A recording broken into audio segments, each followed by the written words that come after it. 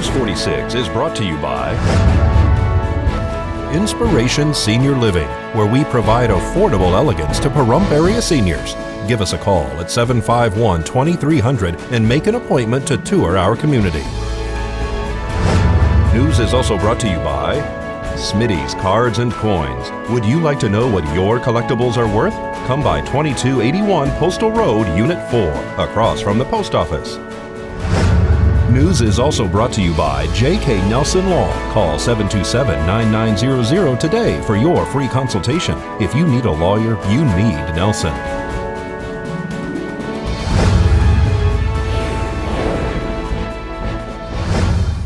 Tonight on News 46, Mercy Air transport a man who fell from a mountain. High school students are uninjured in a vehicle rollover. And the winners are announced for this year's chili cook-off. News 46 starts now. You're watching KPVM News 46 with Deanna O'Donnell.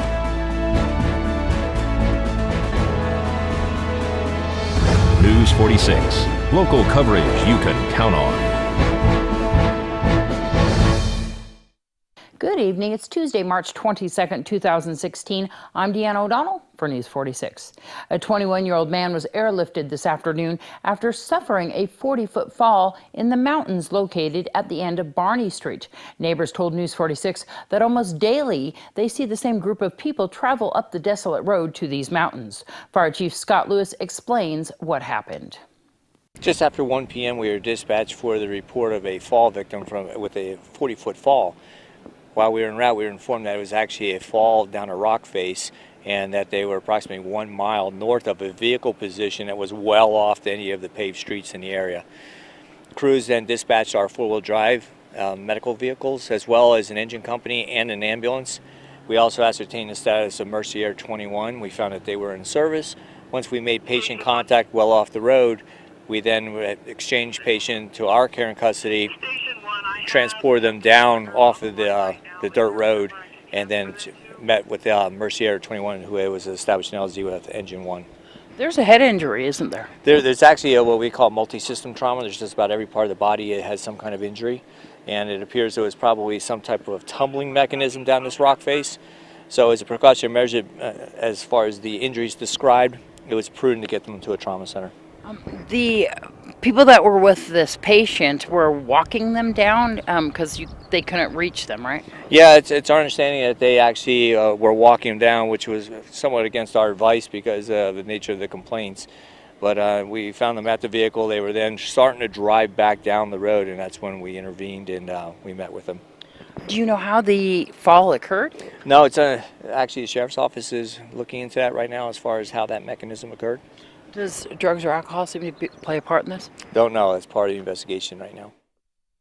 Several high school students involved in a single vehicle rollover this morning luckily escaped uninjured. Chief Lewis tells us about the incident that occurred around 7 a.m.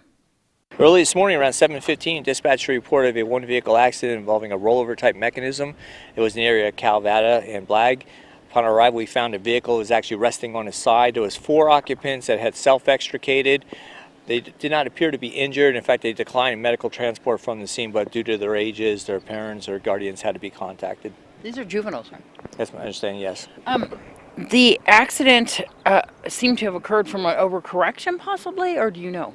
We don't know exactly how the accident occurred. The sheriff's office is investigating. Our basic task in this was to rule out any injuries or extrication.